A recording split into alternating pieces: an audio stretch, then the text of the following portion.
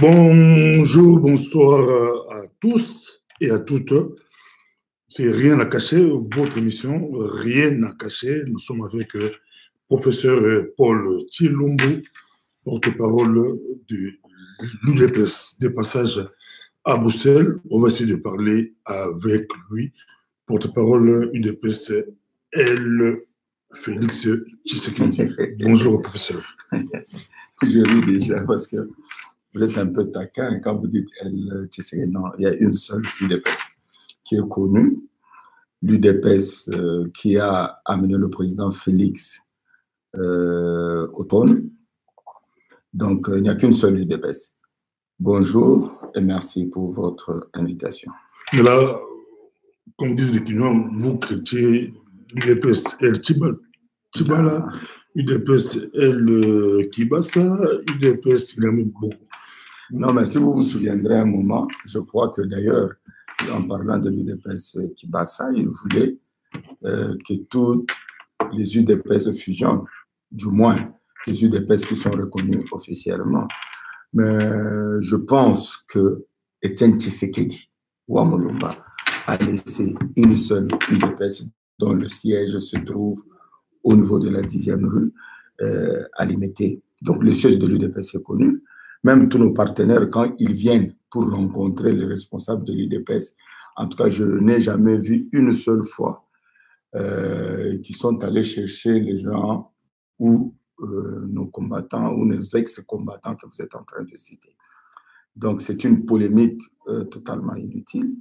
L'UDPS est connu, les responsables de l'UDPS sont connus et tout le monde sait qui engage l'UDPS aujourd'hui. Professeur, au moment où nous parlons, au moment où vous êtes à Bruxelles, il y a des négociations. Et selon RFI, on dit, Kabila insiste, Kabila voudrait donner à l'UDPS que 24%, pas plus, 24%. Et Kabila est très fâché, ou les Kabilistes, ou les négociateurs sont très fâchés selon RFI, parce que Kabila a nommé Bobo Kingo, pas Yuma et Kingo, mais c'est Bobo Kingo, sans pour autant que le Premier ministre puisse contresigner. Or, la Constitution dit qu'il faut que le Premier ministre puisse contresigner. Comment réagissez-vous, oui, bon, votre partenaire en colère? D'abord, je ne sais même pas que Kabila est très en colère, mais il y a un seul président de la République, je crois que c'est le président Félix Antoine Tshisekedi. C'est d'ailleurs la preuve pour vous démontrer que celui qui a la signature du Congo aujourd'hui, c'est Félix Tshisekedi. C'est vrai que nous sommes en coalition avec nos amis du FCC, mais tous connaissent les prérogatives d'un chef de l'État. Donc, je crois que ça ne sert à rien de polémiquer sur ces questions. Ceux qui disaient avant que Félix, c'est une marionnette, Félix, il est manipulé, je crois qu'aujourd'hui, ils vont changer leur langage. Ils vont comprendre que réellement, la République démocratique du Congo aujourd'hui est gérée par le président Félix Antoine Tshisekedi. Donc, ça, c'est une question. L'autre question, 24%, il ne faut pas oublier que nous sommes en coalition. Il ne faut pas oublier que le FCC est majoritaire au Parlement. Nous avons refusé de faire une cohabitation politique comme dans les années 60 pour éviter des éventuels conflits, comme ce fut le cas entre Kasavubu et Lumumba. Nous avons pensé que pour le bien des Congolais, on pouvait faire une coalition afin de co-gérer ensemble. Et c'est ce que nous sommes en train de faire. Nous sommes en négociation, c'est vrai. Et ça, ce sont les péripéties d'une négociation. Et ça peut bloquer un moment, mais je suis convaincu, je suis optimiste qu'on finira par trouver une solution. Voilà. Jusqu'où peut aller l'UDPS dans des négociations? Jusqu'où vous pouvez céder? Où la ligne rouge, c'est où? On ne peut pas franchir cette ligne rouge, c'est où? Non, mais attends. Je crois que j'ai bien expliqué que d'entrée de jeu, la majorité au Parlement, en principe, par principe, c'est la majorité au Parlement qui forme le gouvernement. OK? Nous, si on suivait cette logique de cohabitation, en principe, l'UDPS devait faire l'opposition. Mais nous avons trouvé que pour éviter tous les éventuels conflits, il fallait qu'on forme une coalition. Et nous avons été d'accord. Et d'ailleurs, c'est de là l'occasion de dire le fameux accord dont beaucoup réclament, qu'ils veulent voir, accord. C'est le seul point sur lequel le président Kabila et le président Félix Antoine Tshisekedi s'étaient mis d'accord. S'il y avait accord, et vous-même, vous êtes témoin qu'aujourd'hui, nous sommes en discussion. Donc, il n'y avait pas un accord au départ dans lequel on avait partagé les postes ministériels, on s'était convenu sur tout. Nous avons opté le principe de co-gérer et puis le reste, on discute. Donc, il n'y a pas de ligne rouge à ne pas franchir ou à franchir. Nous sommes tous de bonne foi parce que cette fois au moins, nous voulons travailler pour le Congo. Donc, nous sommes en discussion. Les négociations, nos négociateurs sont en train de défendre notre camp. De l'autre côté, nous avons aussi nos compatriotes du FCC qui défendent leur camp. Bon, avec tout ça, j'espère qu'on finira par trouver une solution. Voilà. Professeur, notre émission sera bilingue. J'avais mélangé. Congolais, la Kanda, depuis les balango, la binola Kabila, compliqué, très compliqué, la côté compliqué,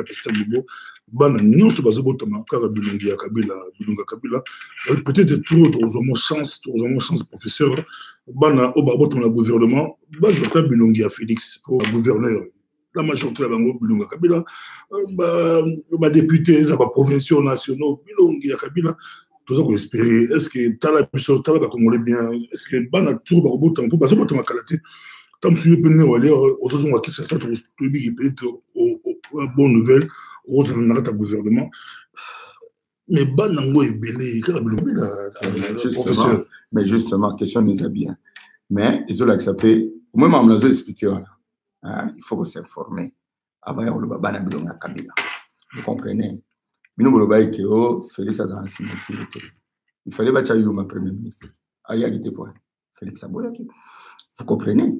Donc, premier ministre, Azalelo, Aza, fruit à consensus. Il y a consensus entre Félix, quand il y a majorité.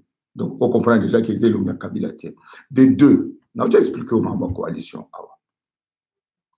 Ata bandeko bazoloba biloba loba wana. Ata vérité désir na bango bazoluka wana. Décor ils qui planté dans le parlement, ils ont eu FCC a la majorité, a plus de 350 députés. Dans toutes les assemblées provinciales, il y a une majorité, il y a des députés provinciaux, pratiquement dans plus de 25 provinces. Donc il est tout à fait logique que ceux qui ont une élection, n'est-ce pas, bazwa, la majorité, mais notre problème est à un niveau. Le problème est il faut maintenant que le gouverneur congolais. Mais ce qui est important, que tout le monde s'inscrive dans la vision du chef de l'État. C'est là où il faut comprendre que Fachi est président de la République. Parce que ça a qui il y a un esprit na bango bazaki na ya prédation donc les gens mokondi oye obukike sa l'état yo za gouverneur donc oza roi et pas na yo ozo ba millions ozo sala ba investissement ozo kota ba mbilinga je vous assure que ba suka na prison. C'est ce qui est plus important. Configuration au tozanango na parlement lelo na ba assemblée provinciale. Ils allaient issus de l'élection au tout cela qui est en décembre 2010. Professeur, mais l'élection à Mouibi, toi la diaspora, toi la photo, la photo, va la banque, petit Koroba, peine qui n'a pas ce qui va la Koroba, mais on va la banque. Mais l'élection, c'est Mouibi, Pesa. Ils ont la Kabila, la tricherie, pour bosser d'accord, bosser des deals, bosser des mots, Félix Tshisekedi Tshilombo, 5e président, beaucoup la mission avec un deal. Bosser les deals, na bango, deal avec une bonne présidence, bango, bazwa, bloc de solan, il y a ceux qui marquent foyer de pas azwa qui, alenga qui a azwa pi bloc ou alors, oh, Nathan Yoto Fayo. Oh, bango, bango, c'est solan, oh, bango, il y a ça qui dit Fayulu aboya kibi kokende na bien aboya kokende bakutela na Kabila abaki la kinga katite na kinga katite na pese mo politique ba réseaux sociaux ils en ba lukuta na ba vitesse na vous allez comprendre ba blogo zo beta ko ya Martin Fayulu ana ils ont mensonge sur mensonge et pas yebika sokosa lui amonaki représentant ya nani la dame la responsable de la MONUSCO a même pas Kabila. Kabila Ndaboyaki. Nalobi, n'a pas de polémique. Nalobi, n'a pas de polémique. Martin Fayulu, Andima, qui lui a boyaki à une élection à machine, ma vidéo est allée. Si la veille, une semaine avant l'élection, il y a une machine était abandonnée, so boké kuna, bo pas solabilité, so boké comment nabiki, so boké, a tchiche ba confusion dans tout, il y a ba électeur naï. Toké na ba élection. N'est-ce pas? Seni a proclamé des résultats. Il faut qu'on soit quand même cohérent. Fayulu a qu'un cour constitutionnel. Mais tant qu'il y a justice, ça veut dire qu'on doit reconnaître la justice. Contrairement à ce qu'il y a en 2011. A boya qui kokene na justice wana. Alors que la justice wana est inférieure na kabila na okenete na combattre politiquement. Mais lui il a emprunté cette voie-là. Mais il faut être cohérent et conséquent. Tant qu'il a emprunté voie à cour constitutionnelle, azana ba juriste atangi mibeko, batangele mibeko ba yebi que voilà les éléments qu'il faut apporter à la cour constitutionnelle. À qui n'a pas élément? Parce que ceux qui vont moniquer ont apporté suffisamment de preuves que ont gagné. Va proclamer Félix Tshisekedi président de la République. C'est qu'on toujours continuer, toujours polémiquer sur quoi? On polémique sur quoi? Et d'ailleurs, ce qu'on t'a dit, au moins la Mouka, ils sont de tout ça là. La Mouka. Biloto ensemble. C'est la bisoto. Bon, on a besoin de négociation de félicite. Pour tout ça, la Mouka, tout ça, on a pas tomber, ba musique, tout le monde se trouve dans la misa. Toyebi, nani azayi na patron ya la Mouka. Nani aza patron ya la Mouka. Vous comprenez? Félix a l'omwa la Mouka. Na lobby, tout ça là. Tant que tout ça là, Fati leader. Après Fati, ils avaient suivi la caméra. Même temps, bah, musique, bah, sondage. Vous comprenez? Fayulu azayi na 5%, Fati azayi na 46%. Suivi de caméras, azayi, je crois, 17 ou 18%. Aux Hollande. Donc, tant que vous avez la Mouka, on a pas la Mouka, bah, il banaki. Vous comprenez? Mais tant que Genève, oui, ça, on ne va pas revenir sur ça parce qu'on n'a pas assez de temps. Fatia Benani, Benani Kamé, ça les cache. Vous comprenez? Mais mon condi à la Mouka, Yenle, à sa coordonnateur actuel, c'est Moïse Katumbi Tchapo. À l'objet, à une opposition républicaine. À sa Marambu, il y a vérifié un peu de Mouka, et ça a un chauffeur. Et alors, non, c'est pas. Parce que on dit que Kabila la félicité. Son frère a dit que n'a compris qu'il y a d'autres solutions à faire. Et pas au bien président. Kabila bien bien président. Kabila qui n'est. Mais Kabila qui n'est. Oui, moi je tombe à la matin. Ah, vous savez ça là que Aboyi Azonga Katanga. Est-ce que Moïse Azonga est un partenaire? Un partenaire la bien officiel la vie. Félix en tout cas pardon. Kagame a voulu la mais Kagame a voulu matanga mais Katumbi a mis la jeune Afrique il faut problème exact mais il faut pas on balé et bien bon numéro il faut pas on balé ba ça ko le ba wela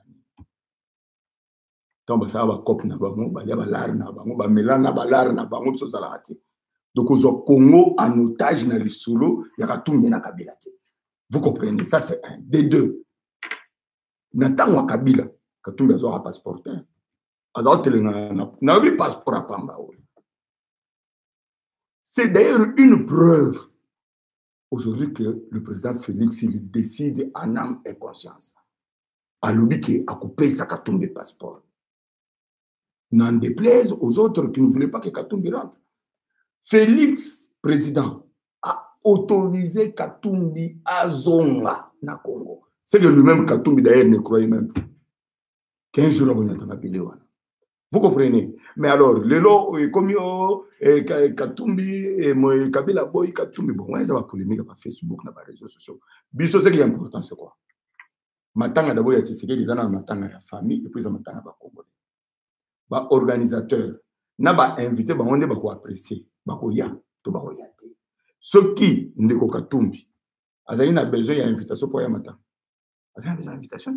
Jour où tu es dans l'accord dans l'aéroport, n'est-ce pas? Tout le monde va faire un Djongo Bayaki. bande de belé bayaki parce que na stade bazo ba invitation mais invitation ezalaki pour na tribune d'honneur pour ba payer belé ba inviter belé bazalaki normalement il fallait hors de n'importe qui ne pouvait pas aller là-bas pour la sécurité na ba mais ba tribune mobile na ba tunyo sur ba côté na stade ba na invitation non ouais ça va polémique il y a pas mal ce qui est important c'est quoi que le président Félix a battu campagne la thématique de la réconciliation nationale. Il faudrait que les Congolais commencent par se réconcilier entre eux. Donc, deux Congolais vont au Congo en otage pour les Congolais de collecter. Parce que les bétail va cop na bango, ba melani ba lari na bango, donc biso to ba otage na bango te. Donc, vision du président Félix et sa vision, il y a Nenge Loba, patriarche, l'amour du Congo et l'amour des Congolais. Tout ça dans le Congolais, liboso ya ba intérêt na biso privé ba intérêt égoïste ba intérêt mike vous comprenez parce que biso ba to yide personne tuyebo biso za ba millionnaire to bien la l'art mais ton divin fait que travailler pour le Congo parce que toi à l'art aussi bon ngindi aussi ba parler toi na parler quand on parle on somme on a Nicolas Punda dans babi tendre pouvoir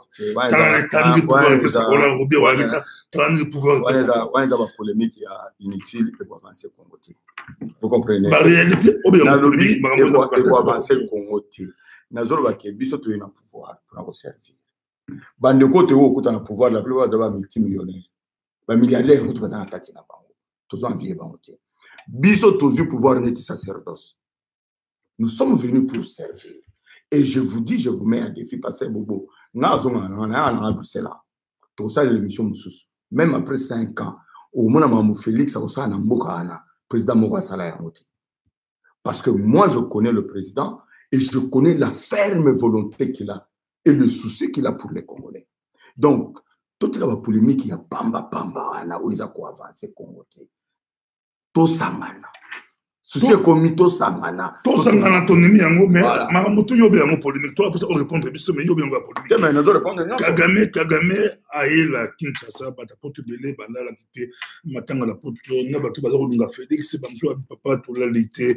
On a une mona oyo Félix mona ya poto mona na biso ya poto asali biso boye azamona poto lokola biso a marcha lokola biso a bunda pe lokola biso. On a mis à salir Bissoboui, est-ce que ça a bloqué? Est-ce que la raison de la taux déboulonné Kabila va imposer, c'est quoi? Où y est Moko à ce point de dire, comment Kagame a, comment Hitler a commis, Makila va cumuler de 8 millions de morts au Makamboyo. Professeur, dans un avion, c'est moi, porte-parole, il y a eu des places officielles. On a pour ça expliquer, parce que il y a officiel, on a la tête, on a officiel. Non, je crois que Bandeko, parce qu'on a passion, on n'a pas la raison. Autant que nous sommes éduqués, toi, la passe. Parce que Ndeko Bandeko, Makambandeko, Wana, Ozutanga Poza Kagame, Naba, Rwanda, Bankambasale, Panabiso, Isa Makamuya Passi, Passi Belé. Mais nous avons un problème. Vous voyez, nous sommes devant un choix cornélien, comme on dit. Soit nous continuons la guerre avec le Rwanda, n'est-ce pas? Kabila l'a fait pendant 18 ans. Nous pouvons dresser le bilan de ces 18 ans, du nombre de morts de l'Est depuis 1997 jusqu'à aujourd'hui. Nous avons nos compatriotes qui étaient ici. Ça s'appelle Makasi na les réseaux sociaux. Il faut tout déboulonner, Kagame, il faut tout marcher sur Rwanda, tout ça la bouille. Ça alimente les autres kaka dans les réseaux sociaux. Donc il fallait maintenant lever une option. Soit, par résultat, autre cause on a guerre Rwanda. Au lieu de sacrifier Batu, au lieu il y a un prix pour la guerre. Si on peut les obtenir en négociant, c'est la meilleure des choses. Et je crois que le choix du président Félix Tshisekedi, c'est d'obtenir les mêmes résultats qu'on peut obtenir par la guerre, encore que pour faire la guerre, il faut mesurer le rapport de force. Nous avons fait cette guerre pendant longtemps. Na Monisco, tout ça fait plus de 20 ans. Na ba budget nyon so azanango. On n'a pas pu terminer, résoudre cette question. Et si lui, il estime que la méthode la plus efficace, c'est de parler avec d'abord ces pays limitrophes. Parce que la base arrière, il y a des rebelles, il y a ADF, Nalu, FDLR, il y a Rwanda, Ouganda, Burundi. Et il a pensé que la méthode la plus efficace, c'est le dialogue. Où est la trahison? Mais c'est le dialogue. Non, on sait pas professeur, mais il y a qu'on négocie comment à la parlement, à la gouvernement, il faut d'abord installer le gouvernement. À le négocier comme président de la République, il faut autant la constitution. Ce qu'on m'appelle à Bino, au moins ce qu'on m'appelle à Bino, la TV, autant la constitution. Est-ce qu'il y a eu une prérogative du chef de l'État dans la constitution? Non, mais même pas 4 mois. Normalement, ce qu'on a la constitution, on a opposé question. Vous avez vu qui va négocier dans le pays. Voilà ce que moi, dans la constitution, les prérogatives du chef de l'État, ils animent. Mais après, quand le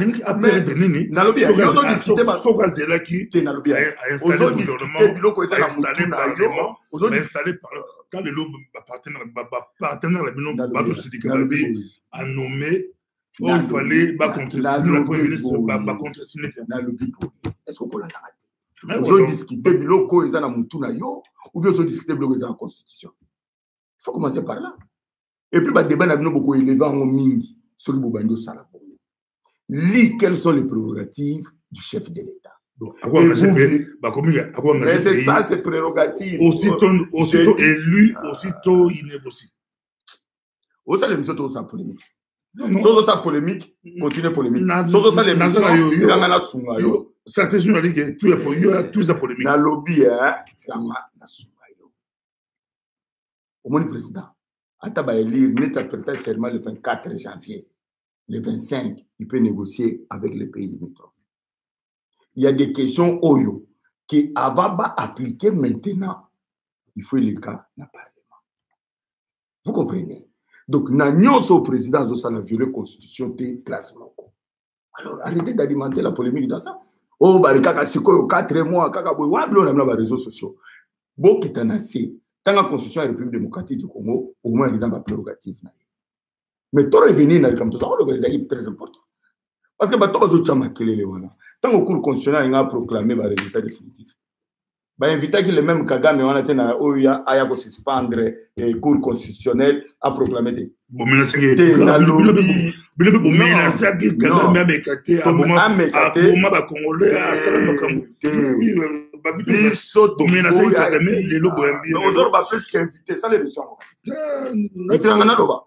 Yo za ba réponse. Yo za na mituna. Sikanga na pesa na réponse. Sikanga kwa nguri émission. Sikanga kwa nguri émission. Na loki boy.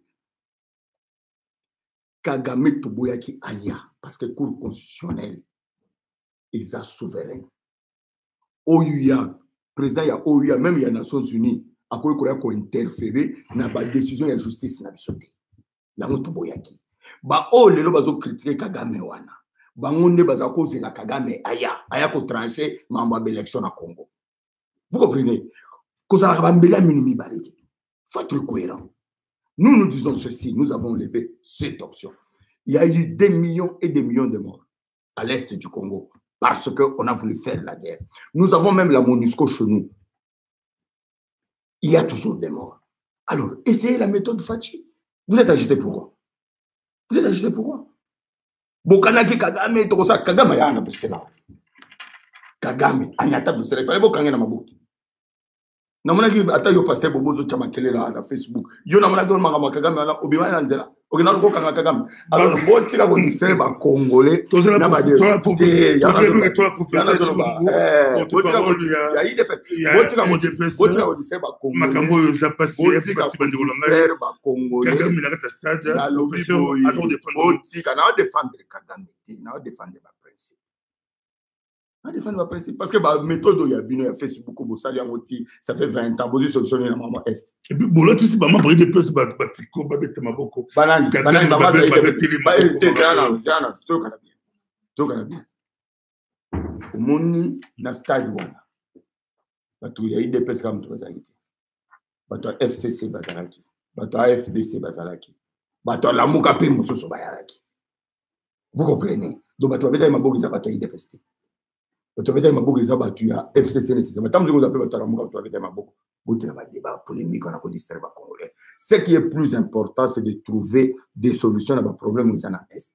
Si vous avez essayé par les voies militaires, Facebook, YouTube, les réseaux sociaux, Boulaka qui biso ke boko kanga Kagame soka ya na Bruxelles bokanye azonga sur Rwanda te. Boya na mona bino botambola te. Bovana na ba parler na bino. Alors boto diser ba congolais, boto tout ça musala. To résoudre le problème à Est, to lancer développement ya sous-région. Parce qu'on ne peut pas avoir de développement sans la paix. Aucun investisseur sérieux peut venir mettre des milliards là où il y a les bruits de batte. Aucun. Alors, qu'est-ce que vous voulez? Si votre problème la paix à n'importe quel prix. J'ai dit, monsieur, l'Allemagne et la France n'ont pas fait la paix après la Deuxième Guerre mondiale. Mais lisez l'histoire. Mais Barcelone, on a banazité. Monsieur, Bagagné. Mais j'ai dit ceci. Mais c'est ce que je dis. Bagagna qui banazi, va imposer justice à Bagagna. Ça le procès à Nuremberg, va éliminer Banazi. Mais nous, ici, pourquoi nous devons inciter la haine contre un autre peuple? Si vous ne gagnez pas la guerre, c'est pourquoi je dis qu'il y a un choix à faire. Nous avons fait la guerre pendant plus de 20 ans. Tirez les conséquences. Tirez les conséquences. Nous avons fait la guerre pendant plus de 20 ans. Ceux qui vont continuer la guerre. Mais descendez sur le terrain, quittez le YouTube, le Facebook, le WhatsApp. On ne fait pas la guerre ici. Achetez des armes. Allez déloger si vous comprenez au moins quelque chose de la géopolitique de la sous-région. Vous comprenez? Non, vous avez une distraction. Bisso, vous pouvez faire ce temps, tout le Congo, tout pacifier.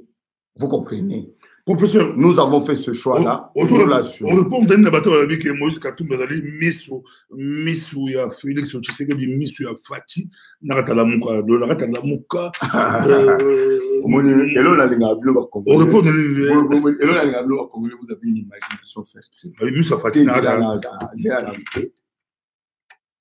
là que Moïse Katumbi a envoyé à Kabila dans l'opposition. Après, comme Félix Tshisekedi, Aza, marionnette, il y a Kabila. Parce que les lieux comme les choses. D'abord, la Moukana, ça existe encore. Nous ne pouvons pas dans le la Moukana, c'est quoi? Cette histoire, je te dis, la Fati, la Mouka, na lobby Monsieur accompli, professeur Sepeli, Monsieur accompli la vie, et ensuite, la Mouka. T'as passé Bobo, ils sont en pouvoir. Vous comprenez? La Mouka est en opposition. Naï. Na président na sala utendition na Peter Tsen. Wana mkutu, ça fait même 3 mois. Na yebse ba momoni la mukao e ukufa e upanzana. Parce que moni ba bazana katiola na yebi ba ambition bazana. Muto utika la muninga place azati. Même la mukao le loto zobeta masolo po Moïse a postirité mbemba za jem fatide. Yozo na penda mbemba na penda candidat tikeli Fayulu akende mbemba azaba ba valider candidat pour la République a tikeli Fayulu place. D'abord, Fayoulou, avant la Mouka, il représentait quoi? Quel était son propre politique? Un député. Vous comprenez? La Mouka en a bord, on est au Pandana. Bango Moko Félix, ça a été au Pandana Moukate. Bango Moko a ambition à Bango. Dans le Koso, on a pouvoir au Pandana Bango. Déjà, Katumbi a salué opposition républicaine. Quand Fayoulou a la vérité des îles, Katumbi a Fayoulou qui était à Zoboudé. Au sol, la nata, débat, Bazo Sarabama, Bazaïba, Ozo Santira, déjà un broglio, et ce continent.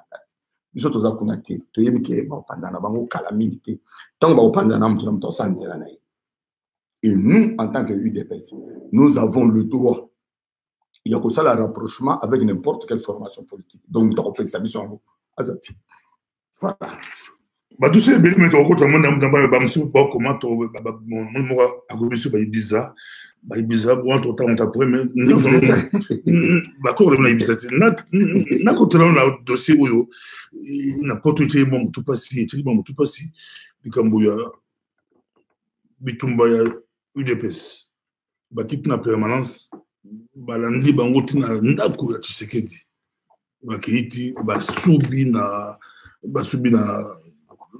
cuisine ya Tshisekedi basumbi na nzungu ya Tshisekedi eloko na poto esala polémique ya kosala te mobulu ya kosala te ndeko na biso komi kipele ya lobela mpe mingi kaza a comprendre te comment UDPS azoloba yo za porte-parole na sepeli oza officiel bosala tout boy étouffer l'affaire mais ba média ya Congo elobela ngo mwa tongo biso zo ba image na média ya Congo bandeko ba taka bango. Non, mais d'abord, d'entrée des jeux. Et je vous informe qu'il y a des enquêtes en cours. Bateau Yobazaba responsable. Yaba Fewana, ils seront sévèrement sanctionnés. On ne peut pas désacraliser la maison de notre leader. Ce que Mobutu n'a pas fait, ce que Kabila n'a pas fait. Vous comprenez, aujourd'hui, on ne peut pas accepter. Si vraiment ces ordres-là sont venus, Nabakadre et UDPS, je crois qu'ils seront sanctionnés. Ça, c'est une chose. Mais l'autre chose, il faut aussi que vous compreniez que l'UDPS, c'est le temple de la démocratie. Parce que, Bobo, au côté de la partie Nyon sur le Congo, jamais au côté de la partie Moba, ça va débat, il y a texte, il y a statut. La plupart des partis, il y a autorité morale, il y a chairman. C'est le chairman à sa lobby. Tout le monde l'a fait. Vous comprenez? Ce que l'autorité morale à sa lobby, qui est un pasteur Bobo, Moutounio, Sakangi, Monokono, à tous à contenter. Mais ce n'est pas ça l'UDPS.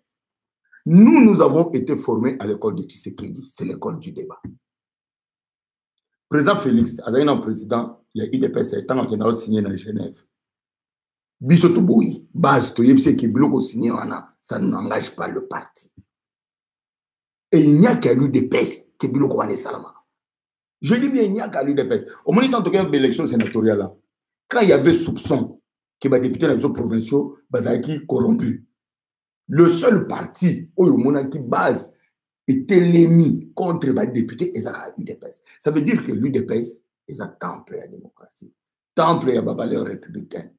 Nous, chez nous, ce n'est pas la pensée unique. Nous acceptons le débat. Aujourd'hui, le débat qu'il y a au sein de l'UDPS, il y a un débat que comment assurer l'intérim du fait que le président Félix a commis président de la République. Comment on doit gérer l'UDPS? Nani, il faut à gérer l'UDPS. Et nous faisons ce débat-là démocratiquement. Il y a des points de vue qui sont divergents et nous acceptons nos divergences, mais dans l'unité. Jamais Kaboul s'impose au démocratie. Depuis Amaté Gola Punda, Abou Keta, Azali Gola Punda, yo qui s'est né. Ils ont cumulé Aza vice-président de l'Assemblée nationale, et puis Aza la partie, après a nommé le secrétaire général de la Kanaï Kaka. Tout le monde, heureusement, quand le bin a eu des perspectives, Mibali Bali, dossier où il est quitté, ils ont des cabines. Non, mais. À quel na stade, Bazomelier, Azomsa, discours à Moulaï. Mais il y a un Jean-Marc Kabon, honorable député, à cause d'un point de vue naïf. Dans le lobby président Tshisekedi, il y a président UDPS tout les méliers. Bon, on va secrétaire général. Ce que vous avez tout les méliers, à Ozoma Namlongo. À Ozoma Namlongo. UDPS, UDPS Yamwana. Elenga Tshisekedi Yamwana, Elenga formation tout le Tshisekedi Yamwana. Au côté tripoté, na le secrétaire général, il y a Banda Kaboum. Et tu es venu Basuka. C'est ça l'UDPS. Donc, le lot où il y a boité, aux autres triqués, aux textes, aux yeux, aux intérimaires, aux nommés secrétaire général, aux athées. Quand il y a UDPS, c'est les gars. Et aussi Mbaté. Vous comprenez? Écoute, Simbaté. Bangomo Pebayebi, Augustin Kabouya, c'est mon frère. Ayebi qui comprend aussi Mbaté. Donc, on revient dans le texte. Parce que c'est très important. Débat, tout ça, dans le débat, il y a article 26. Il y a un statut là-dessus. Où il y a le baquet, en cas d'empêchement, de décès, empêchement définitif, décès, n'est-ce pas, ou interdiction, parti, il y a président, hein, interdiction, il y a président, il faut qu'il y ait un directoire composé, il y a secrétaire général, président de la convention démocratique, il y a une commission électorale permanente, il y a un directoire, et dans 3 mois, il y a un congrès pour le président. Ça, c'est ce que disent nos statuts. Mais ce qui est important, c'est de comprendre pourquoi tu sais qu'il y a un article. En 2013, c'est qu'il a modifié le statut. Il nous a dit, je le fais pour votre bien. Le jour où je ne serai plus là, il ne faut pas que parti soit il faut directoire, il y a 3 personnes. Pour que l'équilibre est là. C'est ça l'esprit de cet article. Alors, si les gens veulent sortir l'esprit article, pour que Moutoumoko et Loko Tshisekedi Aboyaki, qui est parti, parce qu'à l'époque, dans les statuts, c'était le secrétaire général qui devait faire l'intérim au cas où le président n'était plus là. Tshisekedi a refusé. Il a dit qu'il faut 3 personnes. Alors, ces 3 personnes aujourd'hui sont là. Nous soutenons qu'il faut token de directoire. Après un mois organisé, congrès, président Sile Abima. Maintenant, bande comme ça, ils ont manipulé. Oh non, ce token à congrès, toponi président. Donc, président Félix Arozala, candidat président en 2023. Ce qui est mensonge. Parce que Bastatine a dit ça. Ata yé Félix, ata ngaï naza président un parti. Mais pour un candidat président de la République, il faut qu'il y ait un congrès où il y a investir autre candidat de président Azanaï. Ça ne veut pas dire que ce président, il y a eu des personnes automatiquement aux alliés candidats président de la République. C'est faux. Et moi, je crois, et je suis convaincu que le président Félix, il est pour la légalité et le respect des statuts. Donc, il faut qu'il y ait un directoire, qu'il y ait un congrès, il dépêche à président Yassika. Il dépêche le texte dans tout ça là, sur mesure, même pas sur les mesures du président Félix Tshisekedi, non. Le professeur Tchilombolansi, Bino, côté auto, ça n'est pas sur la texte, pas sur la bibliothèque. Il faut beaucoup de choses avec Félix de l'élection. On a une possibilité. Bino, moi, c'est le deal à Genève, Bobo Yango, deal à Genève, Bobo Yango, Bobo c'est l'ami balé avec Caméré, Nairobi, Bobo Yango, c'est ça. C'est quoi, il y a mis ça tout, bosser avec Kabila. Mais il y a dit, la Bino, c'est au Londres, il a dit que c'est beaucoup mis, Bino bosser les 5 ans au pouvoir, Boti la Badinga. Mais Bino bosser au bandi guerre en interne, bosser au bandi guerre que il faut faire ça à la candidat président. Au moins, difficulté, déjà, la question na yo, ils en ont confusion na kati. Confusion. Ils ont pas besoin de ça, ils ont bétana, ils ont mélangé. C'est la même Genève, pasteur, ce qu'on dit tout ça là, nous émission sur Genève. Tout ça là. Nalobi, tout ça là. Vrai ou faux? J'ai dit tout ça là. Parce que pour rester Genève, dans Epson na tout. Mais c'est au Kenya. C'est là na tout. Yo nous avons. Nous na yé le cop. Na cote sur 20 000 euros. Mais bah faut oublier. Na frappé. Est-ce que yo mouton na cote sur 20 000 euros voilà au goyo ka soni po ya ko lukanga na zo ngiselo mbongo no bien. Et puis na omono na ba masu no do na sur oui na ba vuya au sana te. Donc c'est pour dire quoi? L'histoire de Genève là c'était une escroquerie. C'est ça qui frappe. Nos amis là n'étaient pas sincères. Pour nous, cette page-là, ils allaient tourner de toutes les façons. Bisoto benana inabiso. Aux Hollanda. Ils allaient secter que bossine ça, ba signature, ba makila, que ceux qui na longwe, makamboboité. Ils allaient franc-maçon. Ils allaient ba sectuanate. Ça c'est un bossana. Deuxièmement, aux obéta du solo, il y a cash. Est-ce que vous avez vu ta caméra de Tobi Bani na point? Confusion est à un niveau. Bosso bandi, na ba débat la bilan, ils ont l'accès à qui? Ba débat au débat la partie bilan. Ou bien sur la question Félix, bon, parce que PG Félix pose la candidate à 2023. On va d'accord la bilan. Félix a la candidate à 2023.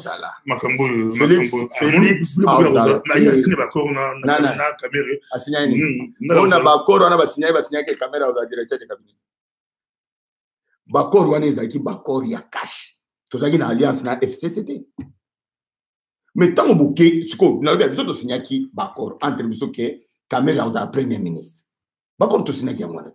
Mais tant au ce qu'on a alliance total na parlement, biso na caméra total na majorité na parlement. Ce qu'on comme premier ministre on a imaginé. Donc il faut beaucoup de la coalition. Tant que continue la coalition na bato FCC. Bango bazana plus de 350 députés. Biso na caméra total na 48 députés. Ce que le premier ministre a dit, il faut être cohérent. Il faut être cohérent, il faut être logique. Et lui, Kamel, il comprend ça mieux que Bato Baosa ba polémique. Il comprend ça. Que le premier ministre a Kobima n'a cacheté, c'est pratiquement impossible. Or, il y a un accord, il y a un qui Kamel a premier ministre. Mais maintenant, ce qu'on tente de le mouiller, tout ça, il a caché. Président Vital, il m'a trouvé que non. Bon, nous avons ministre, président, nous avons un directeur de cabinet. Président Ntimi, il est le directeur de cabinet. Maintenant, il y a 2023. Solo là, parce que les paramètres changé. Donc, les paramètres changé, on fait la politique. Donc, il y a un accord et si tu as appliqué, ou il y a un autre signé d'accord. Non.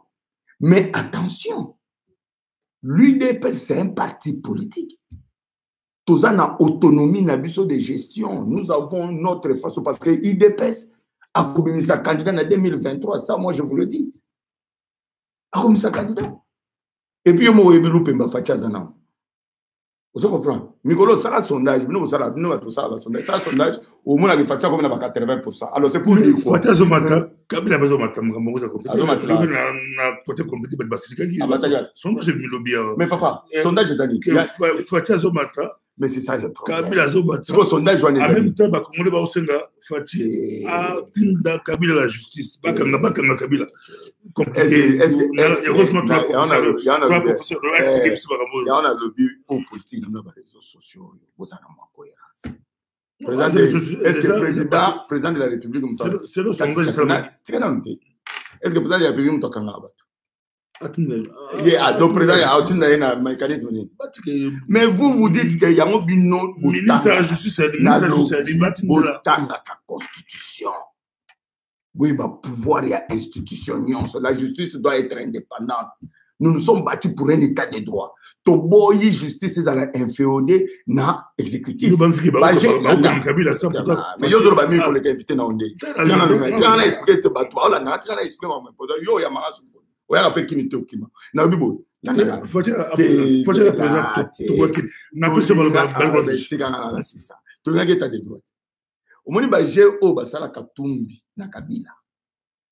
il y a que monter le faux dossier, donc justice non.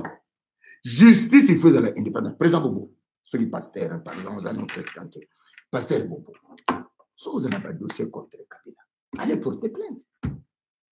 Kabila, c'est un citoyen comme tous les citoyens. Même si les sénateurs, Aza protégé, Nabamakambo, il y a des sénateurs, mais Aza au-dessus, il y a mis Bécognon sauté. On y a des réseaux sociaux qui ont dossier, il y a Kabila. C'est ce que je dis. Sondage serait bini. Sondage, c'est parti à Mati Makassi. Mais sondage. Mais la majorité de Kinois, Congolais, Congo, mais dans le lobby, à tous les populaires, Lula, président brésilien. Sondage, ils ont pensé que Soka Zongi a élu président. Mais il avait des dossiers en justice. Ça ne veut pas dire que parce que le sondage est Matissio, que Soka a la justice va pas au il y a un lobby, Bakokanga Kabila na ba réseaux sociaux. Bossa la ba dossier. Oh, yebike, azala ba dossier à Kabila. Akene na justice à porter plainte. Ce n'est pas au président de la République qui a Kokanga Kabila. Ils ont ça na été. Dans la constitution prérogative, mon côté, et si président Kabila, président de la République, Ndingisa ou bien le pouvoir d'arrêter un compatriote. Exacté. Alors, ma confusion, on a beau la barre. La profession, la stratégie, mais tout ça, les gars, mais la médicaments, des médicaments, on dirait l'équipe fatiguée, mon single Ecofolgan. Monia. L'équipe fatiguée. Tout ça, là, professeur de Singo, tout pour la diaspora, tout dans la diaspora, tout côté un peu diaspora. Mon amboka a vu pouvoir. Congolais à Poto, à Fanda la mission à Bruxelles, Thomas Chana est à Bruxelles. Mais on dirait diaspora et on s'est retrouvé. On s'est retrouvé, c'est compliqué. Mon sœur n'a pas écrit, mon sœur a dit, ce qui a dit, baga dit, l'on tende, la Poto, on s'est retrouvé, et le bon mika la poids, ni ma qui dit. Mais comment expliquer un phénomène? Pour pouvoir, moi la Poto, le biso, pendant la Omoni. Bisous, la démagogie. Vous comprenez la démagogie. Je crois que n'est bandeli na biso. Parce que modèle solo, on dirait que ce besoin de pouvoir, Kabila va tindre ces pays armés, armée, il y a égyptien, Congo, police, bozui ba Nigérian, ba comme ba poli. Non, ça ne marche pas comme ça. Il ne faut pas mentir aux Congolais. C'est-à-dire que ata yé monseigneur Mosengo azwaki pouvoir alinga kuta kaka armée wana. Police wana alinga kuta yango wana kaka. Garde républicaine wana alinga kuta yango. Ben institution nyonso ya Congo wana alinga kuta na bango et puis alinga ka travailler na bango. Alors il faut arrêter de mentir aux Congolais. Vous comprenez? Ça c'est une chose. De deux, tant que nous avons le dans seka. Au moins na Congo kuna modèle bazo accusé bino bana poto. Ki biso batuto bunda na front. Biso tomela gaz lacrymogène ba yaya na basala ba marche ba olia ba hamburger. Ba silisi ba toni na matonge, bazana ba carte ba solo na ba mi. Ba ngonde ba toni na présidence. Biso batuto zaki na terrain awa biso po bino zaki après marche bokela ba hamburger, biso tozana ba hôpitaux. Biso ba bazo lela ba bazo so ba cercueil. Biso to se retrouve te ba poto na présidence. Bon finalement, qui se plaint et qui dit vrai? Qui se plaint et qui dit vrai? Il y a une chose que nous devons retenir. Un, la présidence de la République, ce n'est pas l'antichambre de l'UDPS. Vous comprenez? C'est-à-dire que le président de la République, c'est toute une institution. Au concernant la présidence de la République, ce que vous en avez compétence. Bah, poste tes alliés. Mais il faut en profil, papa, pasteur Bobo. Il faut en profil. Deux vous à la tête, aux attentes sous jardinier, mais aux autres, comment conseiller juridique et président. Et le Bomi Congo est en Rwanda. Donc, jusque-là, il faut nous sur Azara patient. Et Zarabandi, on a besoin de ça, ça va Azara patient. Et Zarabandi, on a besoin de Azara patient, mais il faut que tu aies apport, il y a diaspora, na combat, ils ont makasi, mais apport, il y a bateau, bazaki na terrain, ils ont makasi. Ba compétence, ils ont na diaspora, ba compétence, ils ont na Kinshasa, ils ont na Congo. Vous comprenez? Donc, il faut retrouver juste un milieu pour satisfaire tout le monde. Et je sais, jusque-là, tout le monde est satisfait. Bon, ce que vous avez ambition, donc, ça veut dire que non, le Congo doit avancer et personne n'est indispensable. Batapoto va servir, Batokisa va servir, et puis Bazalaka PK a servi.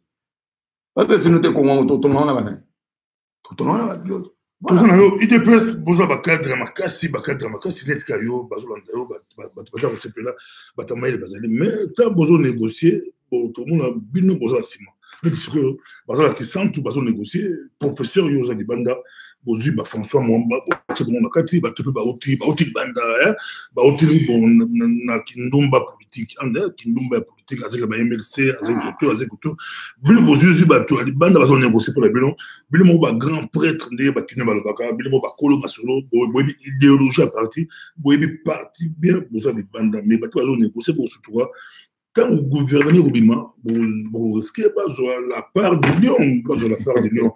L'administration moderne qui Bino, mais Naïbi qui Bino, sans poser de questions, notre polémique, au sentir que ça l'est, monsieur bien. Faut que moi polémique, au Kindumba politique. Au moins, c'est le but de la Kindumba politique. Ma partie, il y a un regroupement qui existe. Ok? Au moins, tant que tu as ma solo, je vais à Koufi. Ils ont abandonné pour soutenir le gouvernement na Katanga. Bamisusu bazayi ba ministre na gouvernement Kabila. Bamisusu bazayi ba conseiller spécial en charge de la sécurité. Baliwa nyonso bulubaka wana. Na ba mbongo Kabila yiba ye mokote. Na ba yaya nyonso wana ba fako. Bango tu ba yiba ba boma Congo bango nyonso. Donc na nenyo soko telle configuration na ba to yiba te za biso. La muka plein de voleurs. FCC plein de voleurs. Mais tolobi boui. Ceux qui te le se réconcilier, c'est Congo et Colimo. Pour le Sotolobi, bon, nous avons Kabila, Kende, Mekatumbi, Kende. Pierre Lumbi, Kende. Olivier Kamita, Kende. Ça veut dire que comme la configuration, les politiciens sont en train de alors, yo tango kanga ba politiciens sont là. Comment on est dans la stabilité? Voilà. Oui. Non, Libissa, toi, au Bengi par rapport à l'émission, merci beaucoup. Toi en direct. Vous avez compris? Toi en direct. Ah, voilà. Ah, ça va. Donc, on a un bien, on a à Bengi par rapport à l'émission. Et puis, il faut y aller. Au moins, le président de la République a un coach. On a un coach, José Mourinho. C'est le président qui a dit que le joueur a bien à ses postes. Le joueur a bien à ses rôles. C'est le président, c'est lui le manager, c'est lui le coach. Donc, si le président a trouvé que Ngaï, na ndenge na nga na zalaka tamso na ba tempérament na nga so na kina mangama na obebisa kopo wana a préférence au pasteur Bobo atinda ye, ça c'est le coach qui coach. Il faut garder du temps. Maintenant oui bazali yo zo taka François Mababo oui ba misu baza kuna yo za muto jamais kabuni baza kuna yo za muto ya il a bien yo oza muto docteur Eteni azakuna ndeko nanga Augustin Kabuya CGA azakuna vous comprenez donc to le bien botika fachi asala musala boko sepela tozana yo professeur tozana yo yo so les restes wana eza distraction bozo tozana yo balikotelakso mokulumba eza pasteur Bobo to la professeur Tchibobo porte-parole officiel UDPS. Nansi bon babetaki l'équipe sur abetamaki beaucoup c'est que mutala muka l'équipe sur bobete pas le bon l'équipe sur moi dans la bino abetamaki fils son fils beaucoup bon dans la bino muta de pendant la bino batapoto babetaki baboko poza mutafati mabetamaki yo benga au temple de démocratie mboka ya démocratie bino koza démocratie mais ce qu'on sait il faut pas au lobby net Félix té aux autres Cuba frappe bien frappe heureusement nzamba batelaki akufakite quand on l'appelle fils moko ko la nakata ya démocratie et l'EPS so une question to commentaire parce que yo se porte parole te question sur canal beaucoup question ce que ça dit poser question qu'est-ce qui s'est passé pour mon option aller en Cuba au moins fils bon ensemble c'est bon ensemble comment alors bien au moins fils moko ala petit na Olandi aliya nanga a consulter nga to solo la bien biso jamais même en commençant par le président Félix on ne peut jamais encourager la violence. Je dis jamais. On a des dérapages regrettables. On ne peut jamais. Nous avons dit démocratie ou on a objet n'a été et ça débattu. Vous comprenez? Qu'on a imposé point de vue non encore. Ou bien recruter moi petit moro ba no beta ba na permanence que on gagne à te IDP c'est marche à bon. Ya on est dans le biquet bandeko o bazo sala bloc bongo batika. Parce que ça ne va pas marcher. Vous comprenez? Et puis, Moutoumoko a un monopole de la violence. Moutoumoko a un monopole de la violence. Pour moi, comme je toujours qui m'a permanence. Vous comprenez? Or, ce n'est pas ce que nous voulons. Nous voulons privilégier les débats d'idées. Contradiction faisable. Et c'est ce que Tshisekedi disait. Quand il n'y a plus de contradiction au sein d'un parti, c'est que le parti ne vit plus. Au moins, il y a un parlementaire de Bouhan. Babana katal panga Tshisekedi a vendu et sont en train de débattre. Je me suis dit que le président Libanda kuna bitumba wana 2000. Bitumba wa nini? Oh non, ils ont un groupe moko bazo soutenir que il faut que la communauté internationale na dialogue Sun City. Groupe moko bazo soutenir que la communauté internationale ko trahir biso boina boima ko fe bandi. Ba ke ce rapport est pas Tshisekedi à lobby, c'est ça la preuve que le parti vit. Je serais triste ceux qui n'ont pas vu que bazo bunda bazo ouela mbongo que bayaki ndenge batu muzuba oh bapesaki $1000 batu comme bunda te et ils se battent pour leurs convictions et parmi eux il y aura toujours un sage pour la kokabola ba ça va voilà bola nanzela boye bola nanzela c'est ça la démocratie chez nous le parti vit et souffrait que de temps en temps il y a des dérapages mais bien mon Rwanda qui ba image petit nanga mukoko akendaki bakanga ba photo na ba Jean-Marc na ba Augustin Kabuya tout ça donc je crois que cette question a déjà été réglée en famille donc je ne pense pas qu'il faut polémiquer là-dessus. Répondre à batapoto bakangi ba valise bakendaka fête na valise te bakendaka fête à libala na valise te mais awa bakangi ba valise bakende fête à divorce fête à divorce na valise je crois divorce au Salma batapoto ba valise divorce à Kabila là Félix bando parce que divorce pour la valise c'est quand même la poto au Canada au Belgique partout en France bakali ba valise ba bika suka jour bazo divorcer kaka biso na tukitna so makitina ni bayo sa mboka la tuté to kasi bayo sa ni to sunga to to oya papa na le hier le président Félix a béni Congolais non sobaya les portes sont ouvertes a facilité bino kutuba visa ninga bazali ba tracasserie awa ukoma na njili wana olakisi passeport na yo pia ba nyatelo visa kokoti venez construire Congo lelo tango yo zozelaka divorce wana okuta peke libala mo peza ko se consolider kaka bana pe babotami bilonga kabila ne yo sepeleza bilonga kabila wana problème ezati bana pe babotami mais comme on appelle à partir de 5e mois na omoni elonga Tshisekedi banjobi peut-être bano ba osunga libota na bokoko na yo eza ba oba zaina elonga Tshisekedi. Vous comprenez? Venez arrêter de polémiquer. Arrêtez de polémiquer. Nous, on travaille à Kinshasa. Venez travailler. Ce qu'on dit à l'opposition, amenez, venez faire une opposition républicaine. Critiquer, amener des contre-propositions. Est-ce que vous voyez que Bisso IDPS, tant que nous opposition, tout qu'on a pouvoir, on a vidé l'opposition de son contenu. Il y aura pas de débat pour moi au salaire. Oh, à l'attaque, ça pas tout sans chaussettes. Oh, à l'attaque, veste, ceux qui bouteillent, quand même, bien té. Au plafond, il fallait qu'un cravate tablé, il y a la tia rouge. Ça veut dire quoi? Ça veut dire faisons des débats thématiques. Voilà. Il y a un baki chef d'état-major de Rwanda, un chef d'état-major à Rwanda, image un peu allergique à Rwanda, tout ce qui est Rwanda, Félix va aider bien. Mais tant que il y a un chef d'état-major à Rwanda, c'est pas sur la ligne. Basolani, Azum Saba militaire rwandais na Rwanda. Vous croyez que les affaires de l'État, on les fait sur Facebook. Donc, ceux qui ont pris Oyambi, diplomate égyptien, alenga na zuma kama na ina non chef d'état-major yo ye alena ina makamwana na late. Soyons, devenons plus responsables. Apporter des propositions, il ne faut pas seulement critiquer.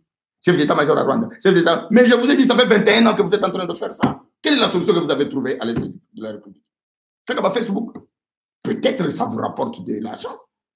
Et comme business, il y a un besoin de Congo. Ceux qui veulent que tout le monde, bon, nous avons besoin de la Est. Vous avez nous qui boya. Bon, moi, la Congo, ça fait beaucoup de temps, mais tout le monde a besoin mais il y a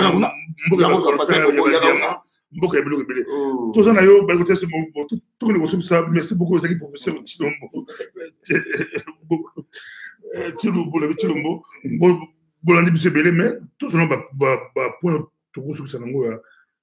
il y a 100 jours, il y a Félix Tshisekedi en tout cas 100 jours voilà des peu bandits tous ceux comprendre tout le monde a battu sur comme la Facebook couleur c'est sur la Facebook tout la Facebook mais 100 jours voilà côté social il doit c'est des partis mogo social moi socialiste na idéologie socialiste big Kabila pas comme socialiste alors c'est la bonne mengi habillé pas socialiste il doit c'est socialiste. Quel programme, sans jouer ces équipes, quel programme besoin d'un côté social, les peuples d'abord, partout, les peuples d'abord, on a plus ce mal au bas. C'est là, merci beaucoup, mais il faut tromper l'homme. Au monde Congo, au bout de Sali, 32 ans. 32 ans. Des Kabila père, na Kabila fils, Basali, 22 ans. 32 plus 22, ça fait 54 ans. Dabim. Oyo bazo kreze, bazo timula libulu, bazo kunda Congo. Libulu ba timone na 54 ans, bino bolingi Félix akuna na 100 jours. Faut ça mutema mabe. Ozoka, il faut que nous ala mutema mabe.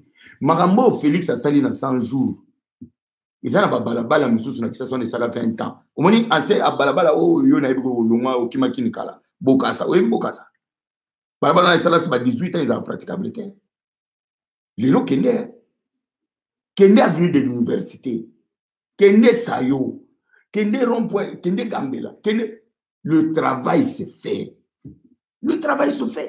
Mais n'attendez pas que qu'on puisse résoudre dans 100 jours, même dans 200 jours, même dans une année. Répondre de cours rapidement. Il y a dit FCC 23 gouverneurs, 92 sénateurs sur 100, 354 députés sur 500, 70% des ministres, ministre des Finances, Banque centrale, Force armée, la police, la sécurité. Mais au moins de quoi la commune, ça y est.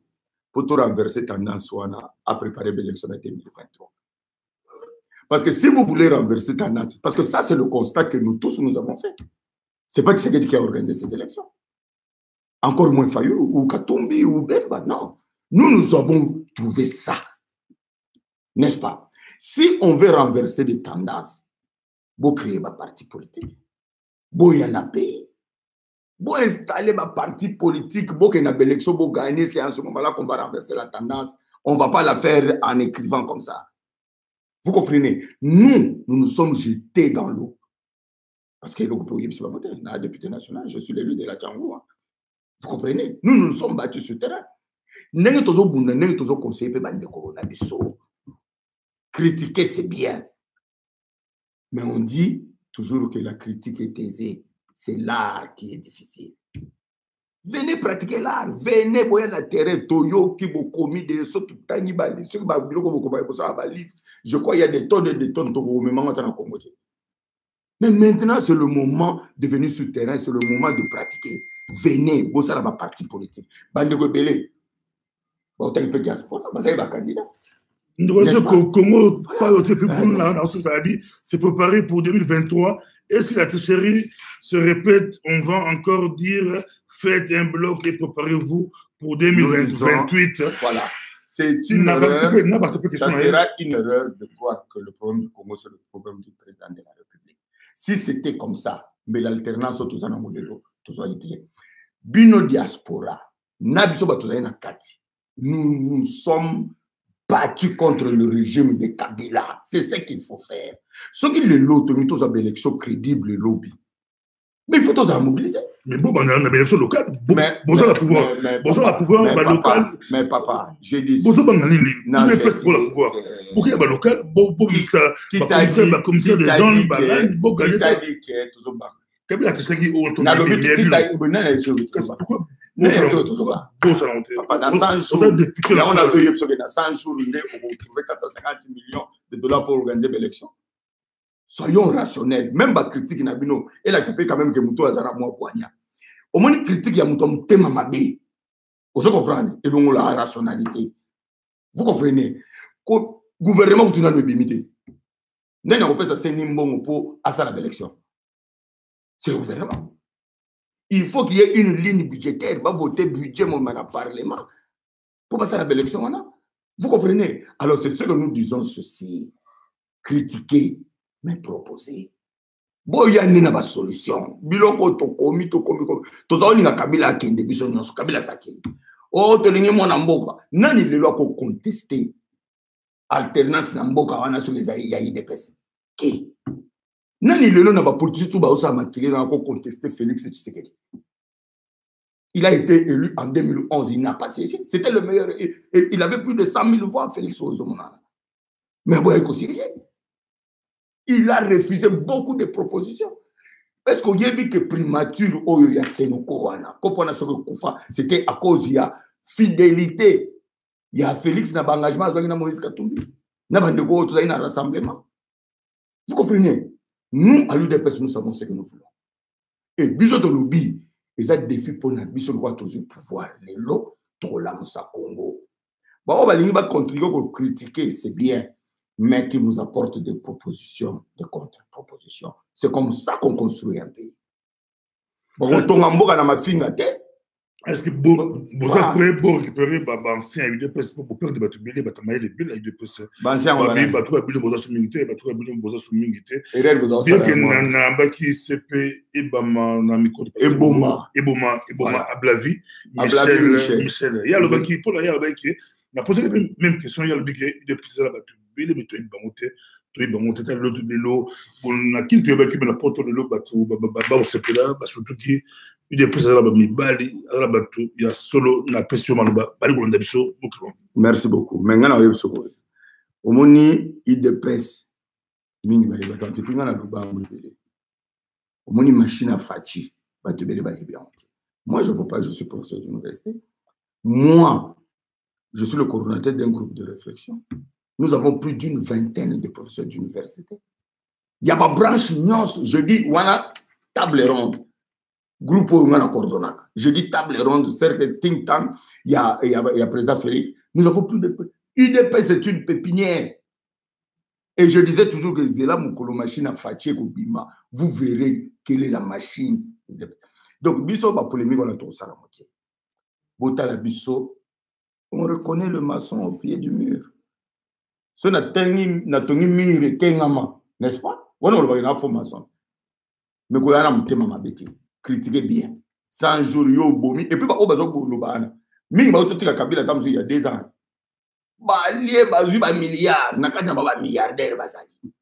Alors, vous venez nous critiquer aujourd'hui alors que vous avez été avec Kabila. Vous avez détruit le pays. Vous n'avez rien fait pour les Congolais. Social, il y a Congolais, que notre peuple souffre. Alors, laissez-nous travailler. Nous allons travailler et nous allons relever le défi du social de notre pays. Il y a un grand projet. Il y a route à dessert agricole. Donc, je dis, Botika Bisso, Otoko Sala, nous ne juger Bisso, dans Sala. Mais, nous avons un mamabe, ba critique papa, mes amis, tout na makolo, ba kofinga, ba ça va porter na kofinga. Et ça, ba les rebelles na ça na de l'eau, ba ça va difficulté, parce que, yo, azoka sa politique, et ça haine. De ceux qui n'ont pas un problème, n'a passé Bobo de Logo, alors comme il député, comme il a immunité, donc il faut la finir à passer Bobo chaque jour à la télévision. Ah, mais finalement, au moins, aux Akokoso. Donc, ce n'est pas ça, la politique. La politique, critiquer, ça va contre-proposition pour Moka et avancer. C'est ce qui est important. Bah, critiquer les autres, bah, polémique, ça la polémique. Vous comprenez? Biso to un projet, na biso vision à Félix Yangoy. C'est la contre-proposition. En ce moment-là, le Congo gagne. En ce moment-là, le Congo avance. Mais ce que ça gagne, oh, on l'attaque chemise à blé. Alors, on a une fête, comme on l'attaque à safari. Et bon, on a une polémique. Il y a tout le temps, il y a salam. Nous, il y a beaucoup de travail à faire. Tout ça, on temps, il y a polémique. Merci beaucoup, professeur Balandio. Baoki Bissome, Mokolobi à ce peine, Makasi Mekaka, deal, on a out dans cette équipe, on a un professeur, besoin de deal, besoin de la deal, Kabila Félix, deal, on a besoin de deal, exact, deal les abois. Nous allons co-gérer. C'est tout. Tout ça, la cohabitation, tout ça, la coalition. Tout le reste est en train d'être discuté. Mais il y a un discuter, non? Premier ministre, FCC des mois et des mois, va proposer Mutuboy, va proposer Motoboy, va proposer Motoboy. Qui te candidat, il y a consensus. C'est ça le deal. C'est ça le deal. Ce que deal, on va dire, oh non, deal les abos. Mais il y a un papier deal en haut. Et là, on dit le tolaka qui n'a Kabila, oh, bino yebi, bozo yeb sabisoti. Et là, on dit Kabila Zawana, c'est un Congolais comme tous les Congolais. Il n'est pas au-dessus de la loi, mais il jouit aussi de tous ses droits en tant que citoyen congolais. C'est ça le deal. Bon, ce qu'on dit là, on dit, deal. Même il faut pas un mariage, mais il y a un mariage, il y a un balabiso. Il y a la vérité désir. C'est ça ma vérité désir avant il y a ma mariage, non? Ah, qui nous la vérité désir. Moi, c'est qui te revoit Fayou le Bobo Badaye. Moi, c'est qui te revoit Maté Fayou le Bobo. Moi, c'est ma belle. Moi, c'est ma belle. Jour au bali, moi, si na yo ya liboso. Jour à liboso. Aïbi mon na poche na yo pasteur Bobo Benganaï. Libala, ils allaient comme non, il y a sincérité. Aux Oranda. Moi, je préfère encore, moi, c'est Azamabé, mais je dis la vérité. Que moi, si aux hommes, aux autres, takata mafuta, on a mis l'okuta na l'okuta. Moi, ça l'okuta au Bomayo, à trahir. Ndé ma mtomona en Genève. Aux Oranda, toi, on a tina ma balanate, basala, regroupement, on a déjà que la mouke s'est d'ailleurs. Donc, la mouke ici, et Koufi, bazongi na trio, il y a Bampangi plus Mpangi, basala moi regroupement na bango ceux au gouvernorat ya Bandundu ceux au sala nini basala. Vous comprenez? Mais biso, ce qui nous importe nous c'est tout le Congo. Tokosala musala na Bandundu, tokosala musala na Équateur, tokosala musala na Kivu, tokosala musala na Kaza, tokosala partout parce que nous aimons le Congo et les Congolais. Bien que la presse internationale balabela mingi dikamboya ba américain de bazako boya ba premier ministre ba Yuma ba nani ba américain ba boya ba onze et binoto c'est pas facile ko américain sur kabila presse comme ba américain c'est la presse internationale elengi ya politique à Facebook. C'est-à-dire qu'on fait la politique. On fait la politique. Attendez. Quand la presse en parle, je dis, mais j'ai suivi, j'ai répondu qu'il y a beaucoup de paramètres. Parce que yo, par exemple, au Premier ministre, Moza blacklisté par les Américains. Ça veut dire que tu nous mets en conflit. Tu nous mets en difficulté. N'est-ce pas? Donc, biso à ta volonté, wana ezali, n'est-ce pas? Mais biso tokoboya. Et c'est la preuve que c'est Fatih qui choisit, qui dirige. Au moniteur, on fait ça, le discours devant les diplomates. Bachaki na document et circulaki. Bachaki insiste, mogo yake, il faut ballon la sanction. Est-ce que Fatih attend vous comprenez? C'est-à-dire que Fatih a une vision. Il sait là où il conduit le Congo. Que ceux qui rêvent continuent à rêver. Que ceux qui dansent continuent à danser. Que ceux qui cherchent la vérité des urnes continuent à chercher la vérité des urnes. Mais le Congo va avancer. Et nous sommes là pour que le Congo avance. Le Congo va avancer. Voilà. Nous sommes là pour le Congo avance. Pour le professeur Paul Tshilombo, mais tout plus Maloba, rassurer quand même, rassurer tout. Bata Poto, Bata Afrika, Bata Congo, par-ci par-là, Lelo, c'est partout. Rassurer Bissot. Est-ce que dans mon livre, peut-être sur Azobin, après, il y a un bateau, assurer l'émission, après, il peut ingénieur Rachid, intervenir. Peut-être qu'il y a un Rwanda après, il y a une émission, mais après. On a pu se Maloba sur le cas qu'on a sur mon espoir, Fatih. Mais avant. Est-ce que les autres, tout le monde Fatih, vite, c'est long, vite, oui, et comment Fatih, quel médicament Fatih, médicament Fatih, est-ce que tu as oublié que médicament Fatih? Mais avant Naloba, Nasilisa, tu as un matanga munene, tu perdre combattante na bisomo comme munene, maman Monique Kitoko. Vraiment, toutes nos pensées les plus pieuses, na moi sur. Azali Matanga, Tshisekedi. Elle est morte, elle a fait une crise cardiaque le mercredi. Vraiment, c'est une femme bien. Tout cela est bien. Elle peut bien abattre,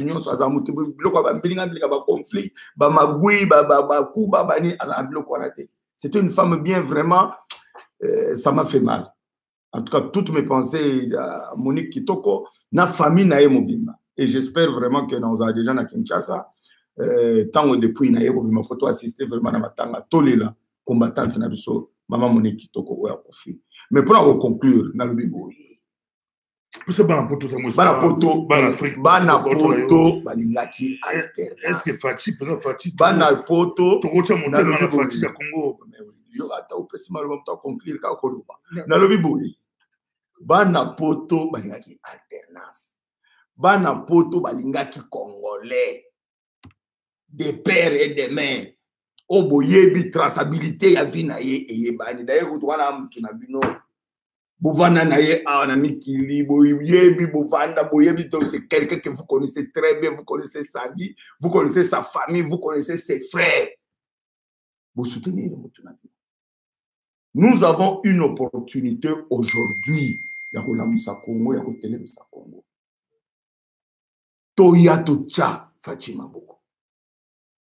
Et les portes sont ouvertes. Yemora Lobi, il veut faire créer des millionnaires congolais.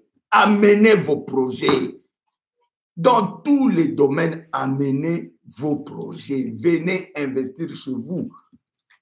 Mboka tozana ngweza kaka moko. Bandeko ba moni ke ba continuer na ba débat na bango na ba nini na ba discussion, ils perdent leur temps, qui perdent leur temps. Nous voulons que le Congo se construise maintenant. Nous voulons que le Congo se relève maintenant. Nous voulons que bana poto yo yebika via poto ni za stress. Yaka kine zelengi pasteur Bobo. Yaka kine parce que mutu nyoso ngala bana na poto, ngala tanga na poto, na sa pe ba doctorat na na poto. Donc na bi via poto, ya via stress. Qui ça c'est ça bien. Hein? Tu es chez toi, il y a ta famille, il y a tout ça, climat, c'est ça qui toque, c'est ça qui toque. Bozonga Congo, il y a tout construit. Autant que les Congolais peuvent baser les Panabiso. Je crois que la plupart ont déjà compris que le président Félix a sa volonté. Il y a pour la Moussa Congo, il y a pour Tonga Congo. Botika Rolanda ba diabo ana ba dongolo miswana. Botika ba perdre le temps ba Rolamuka après Congo c'est la muki. Vous comprenez? Donc biso to senabino, venez chez vous. Venez construire. Venez créer des partis politiques. Ceux qui le lot FCC a la majorité, c'est parce qu'ils ont créé beaucoup de partis politiques. Ce qu'on comprend le mode de la scrutin, la loi électorale, on comprend que ce qui est dans l'élection, la liste, mon coco gagne. Venez créer des vrais partis politiques. Investissez-vous dans la politique, investissez-vous dans les affaires. Bon, ça va business, boya. Terrain est vide. Il y a de l'opportunité, il y a de l'opportunité pour tout le monde. Bozonga Congo, vous êtes là, en tout cas, on est disponible. Aïe Congo, numéro na ngapena bomba na ngate, na opesa yango, soko benga to yamba yo. Voilà. Merci beaucoup, Ezalaki, professeur Paul Tshilombo, porte-parole à la député national, bien que le député provincial, élu de la Chambre. Élection de Romain Moukeba, ils ont donné la minute, ils suspendre pour 12 mois. Bakati Sadé. Le problème là, Luka Oyeba, que dit le règlement d'ordre? Bino bozaka kaboyi songi songi. Facilité. Déjà sur facilité. Ah bon, facile. Et comment Fatina Congo? Facile. Fachi Congo. Voilà. Fachi Congo. Merci. Vous comprenez? Déjà société. Et comment Fachi Congo? C'est-à-dire et comment Fachi dans le bien et comment Fachi Congo? Et comment tous les peuples arabiens. Dans le. Vu que la caméra allait qu'on s'est préparé pour la 2023. Bino peut besoin qu'on s'est préparé pour la 2023. Vous allez compliquer. Match en haut. Et là ils ont compliqué ça. Match en haut. Vous allez Fachi Nemo. Dans le bien. Fachi Nemo. Vital. À sa partenaire absolument. Il y a pas le bi.